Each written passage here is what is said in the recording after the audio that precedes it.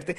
पवन सिंह का भी जब नाम आया था बीजेपी के तरफ से, उन पे भी ऐसे उनके पुराने क्रिएटिव उनके गानों के वजह से सेम ही आरोप जो है तृणमूल या फिर दूसरे ऑर्गेनाइजेशंस की तरफ से, दूसरे पार्टीज की तरफ से लगाया गया।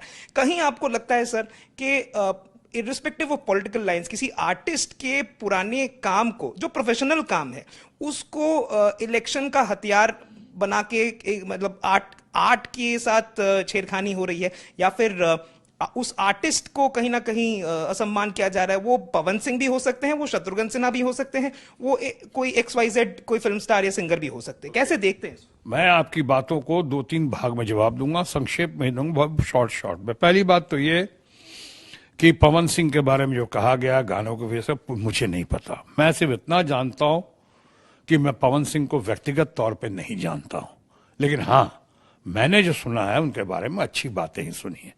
मैंने आज तक उनके बारे में कोई गलत बात नहीं सुनी है। मैंने सुना है अच्छे परिवार से हैं, अच्छे लोगों के बीच में से आते हैं, वो कलाकार हैं, अच्छे कलाकार हैं, और मैं उनका सम्मान करता हूं।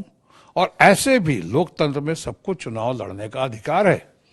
अगर कोई चुनाव लड़ने आता है तो मैं उसका स्वागत करता हूं। और आपने खासकर मेरे मामले में देखा होगा, मैं आज तक अपने किसी चुनाव में, किसी भी चुनाव में, मैं अपने प्रतिद्वंदी उम्मीदवार पे कभी न वार करता हूं, न भी उसका नाम लेता हूं। क्योंकि भाई लोकतंत्र है, आप वो नहीं लड़ेंगे तो कोई और लड़ेगा, लड़ने तो कोई आएगा यहाँ पे। और मैं तो विचारधारा पे या मुद्दों पे बात करता हूँ, इश्यूज पे बात करता हूँ, पार्टी पे बात करूंगा, अपने उस तरह से बात नहीं। जैसे तो पवन सिंह हूं, मैं नहीं जानता, मैं नहीं मानता कि उनको गानों की वजह से हो सकता, कुछ कारण और भी हो सकता है।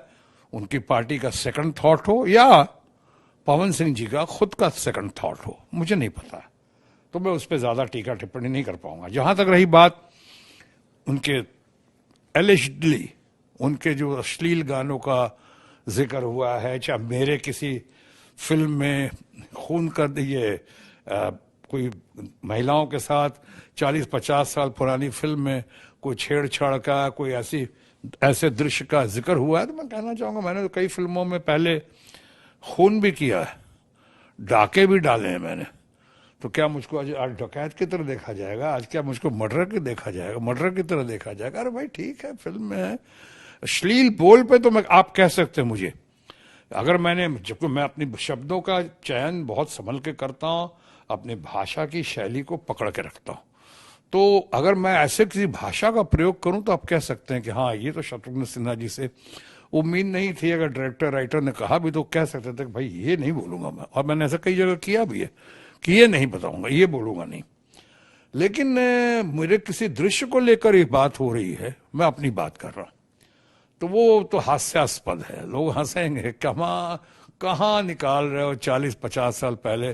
फिर तो अमिताभ बच्चन से लेकर दिलीप कुमार जैसे इंस्टीट्यूशन ने, चाहे किसी कलाकार का नाम लें, चाहे धर्मेंद्र का नाम लें, चाहे यहाँ पे आप सौमित्र चटर्जी जी का नाम लें, चाहे यहाँ पे माधवी मुखर्जी हमारी हैं, कितनी फेवरेट रही हैं, सुचित्रा सेन बहुत फेवरेट रही हमारी।